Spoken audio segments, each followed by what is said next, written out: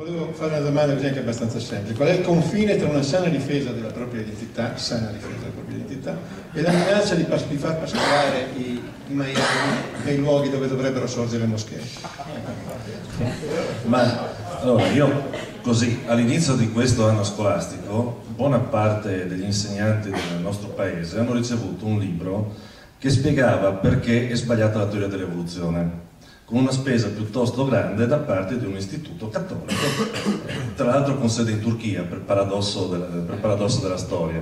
L'altro giorno un premio Nobel, anzi ieri l'altro ieri, un premio Nobel, quindi il massimo, voglio dire, dell'espressione scientifica, si chiama Watson, però, quello di Sherlock Holmes, elementare. Un premio Nobel, quindi il massimo della cultura che possiamo esprimere, ci ha spiegato che i neri sono meno intelligenti dei bianchi da un punto di vista scientifico. Così, voglio dire... La battuta ci deve essere. Oggi sul Foglio dice che bisogna sempre ricordare che Alfonso Pecorario Scanio è un bianco. Anche Ferrara.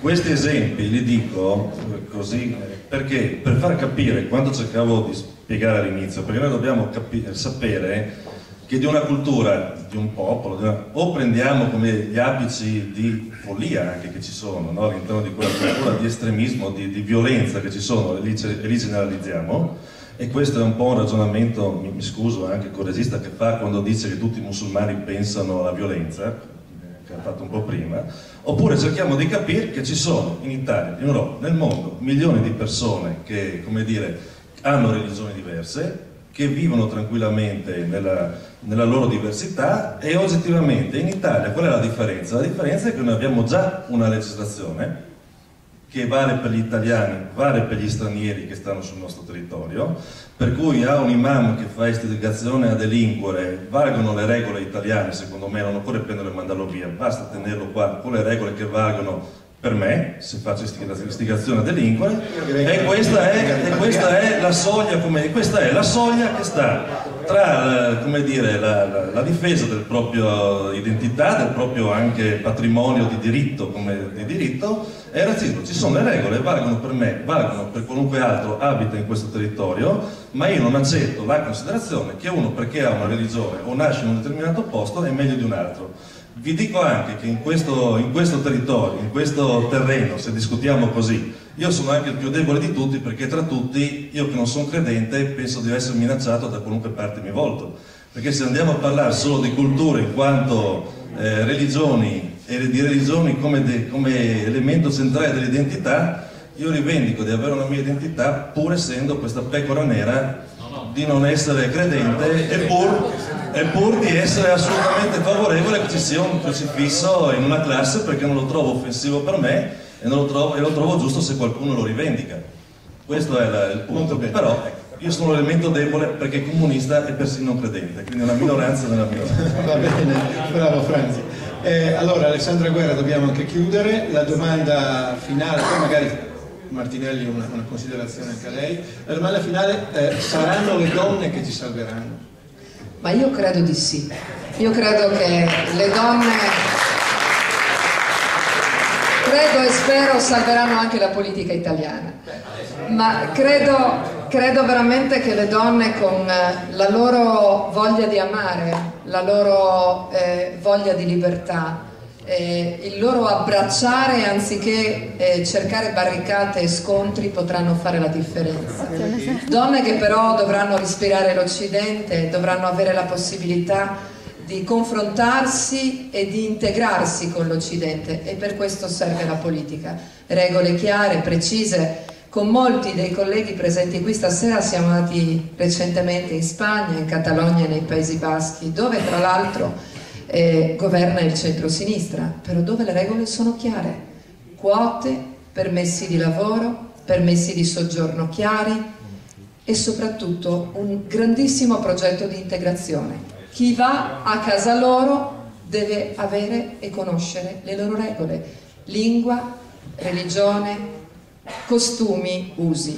Ecco, io credo che questo sia almeno il modo principale per poter cominciare a parlare di reciprocità, poter consentire alle donne che vengono da fuori di amare come le donne di qui e soprattutto a costoro di non fare la fine di Ina, quella ragazza che purtroppo per amore di un occidentale ci ha rimesso la vita.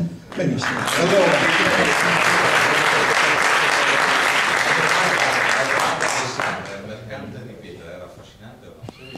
sicuramente sì. affascinante. Poco da fare. Sì.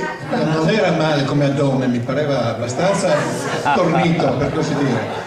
Senta, Lascio il microfono. appunto, salvo la categoria.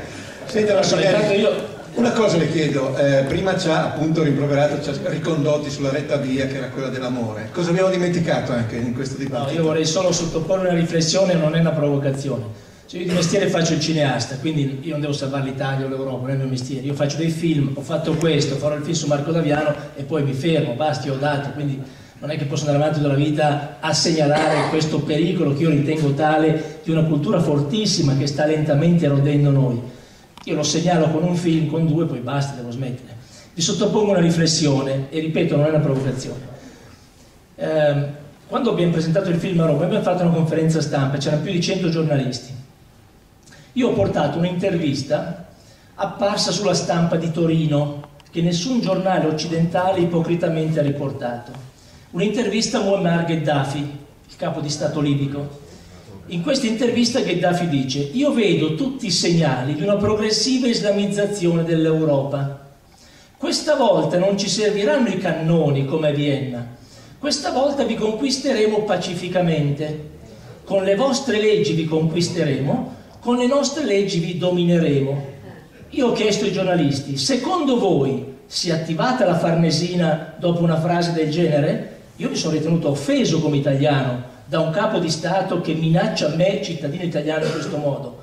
La Farnesina si sarebbe dovuta attivare e chiedere le scuse formali al signor Gheddafi, perché dette da un capo di Stato frasi del genere hanno un valore pesantissimo. Ma lei dimentica, Martinelli, che la Libia è stata grande azionista della Fiat e nessuno ha battuto ciglio. Quindi la riflessione che vi lascio è proprio questa. Io ho parlato con molti musulmani colti. L'assioma che sento ripetere spesso e che fa ghiacciare il sangue è proprio questo: con le vostre leggi vi conquisteremo, con le nostre leggi vi domineremo. Questa cosa a me preoccupa, non me, io non vedrò i cambiamenti, non ho un'età per vederli, io non ce l'avrò l'età per vedere cosa succederà, ma le mie figlie, che avvenire lascio alle mie figlie io? In che società andranno a vivere? Questa è la preoccupazione mia e penso di molti padri come me che hanno figli che diventeranno adulti fra qualche anno.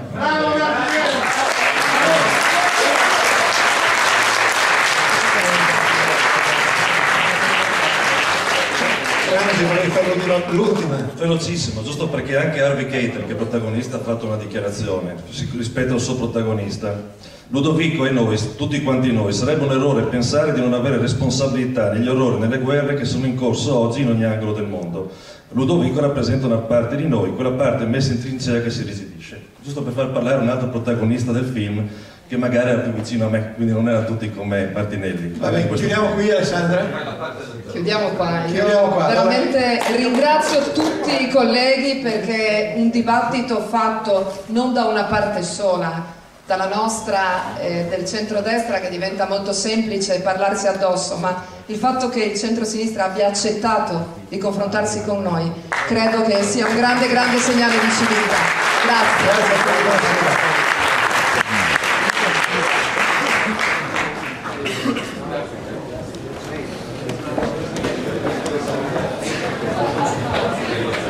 Sei stato girato tutto il tempo, fatti riprendere un attimo. Ciao, grazie a te.